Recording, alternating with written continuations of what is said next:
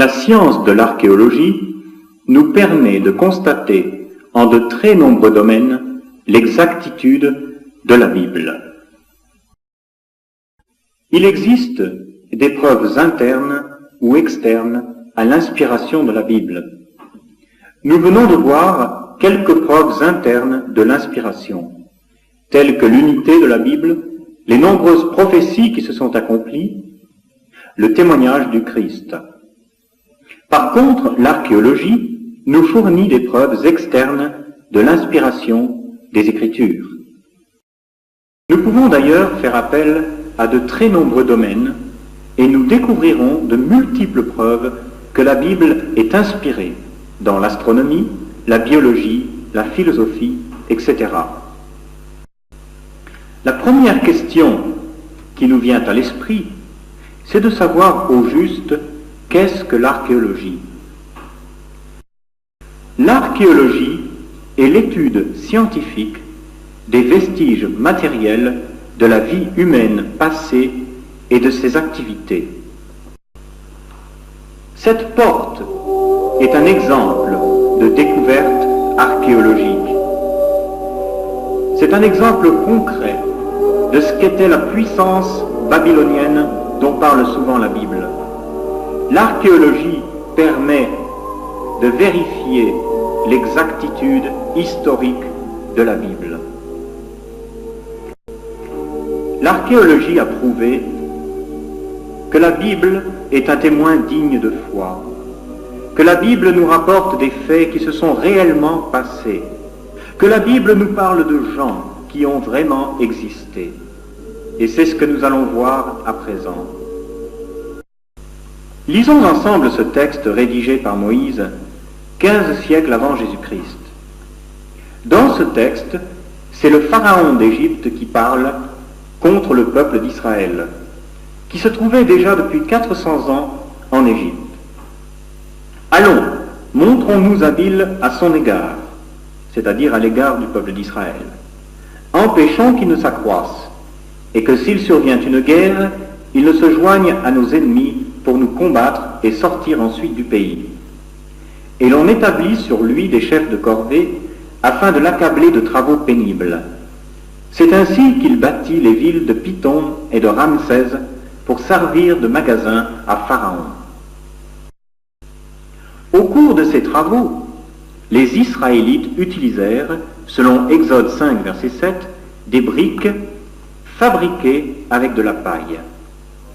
Pour rendre ces travaux plus pénibles encore, le Pharaon décréta que les Israélites devraient se procurer de la paille par leurs propres moyens.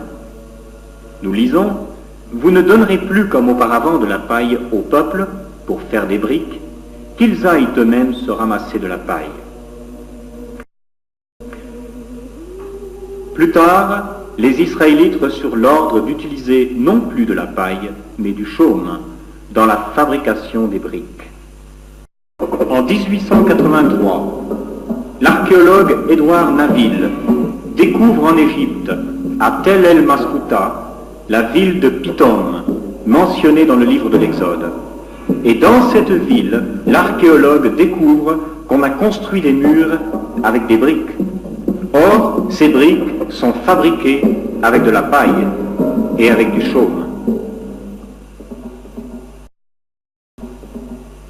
En 2 Rois 18, verset 14, nous lisons que le roi d'Assyrie imposa à Ézéchias, roi de Juda, 300 talents d'argent et 30 talents d'or. Ce prisme d'argile que vous voyez se trouve à Londres, au British Museum. Il contient les annales du roi assyrien Sankérib. Il rapporte qu'Ézéchias dut payer un tribut au roi assyrien. Il y a pourtant un fait curieux. Le texte de la Bible, en 2 Rois 18, affirme qu'Ézéchias dut payer un tribut de 300 talents d'argent au roi d'Assyrie. Or, le prisme d'argile, lui, nous dit qu'Ézéchias payait un tribut de 800 talents au roi Sankérib. On crut tout d'abord, évidemment, à une erreur de la Bible. Mais on s'aperçut ensuite qu'à cette époque, 300 talents en Judée valaient exactement 800 talents en Assyrie. En d'autres termes, le talent judéen n'était pas équivalent au talent assyrien. La Bible parle de 300 talents judéens. Le prisme d'argile parle de 800 talents assyriens. C'est là un exemple de l'étonnante précision de la Bible. Jusqu'en l'an 1854, les historiens affirmaient qu'il n'y avait jamais eu de roi du nom de Belshazzar.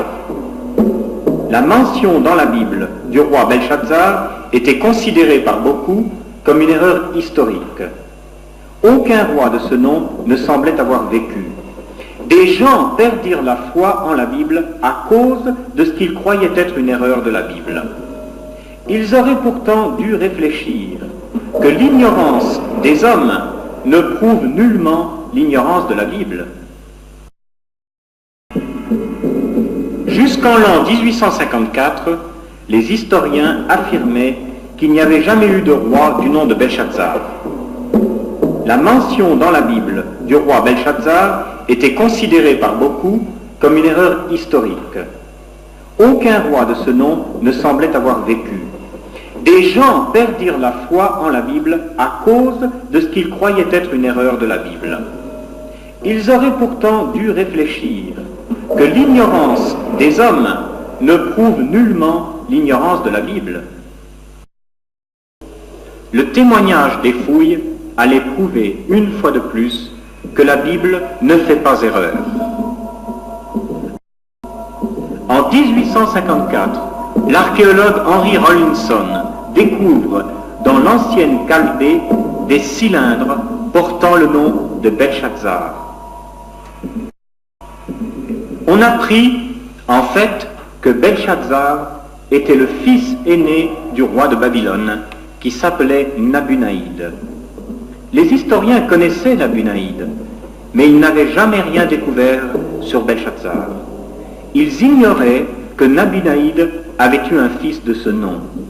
Ils ignoraient quelque chose de bien plus important et que rapportent les cylindres découverts par Rawlinson. Les historiens ignoraient que Nabunaïd, s'étant absenté, avait fait régner son fils Belshazzar à sa place. Mais il y a plus. Rawlinson mit à jour des centaines de cylindres semblables à celui que vous voyez ici. L'un de ces cylindres raconte ce que la Bible elle aussi rapporte. La victoire du roi perse Cyrus sur Babylone et l'effondrement de l'empire babylonien. Le roi Cyrus attaqua Babylone alors que Belshazzar y régnait à la place de son père. C'est exactement ce que rapporte la Bible, qui précise d'ailleurs que Belshazzar fut tué au cours de la prise de Babylone.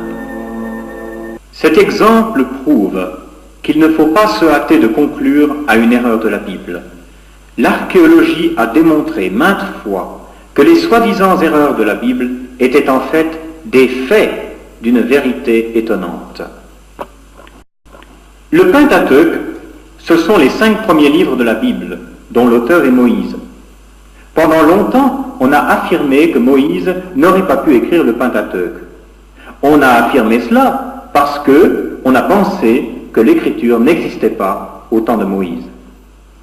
Pendant des siècles, des savants d'une érudition incontestée ont été convaincus qu'au temps de Moïse, l'écriture n'existait pas.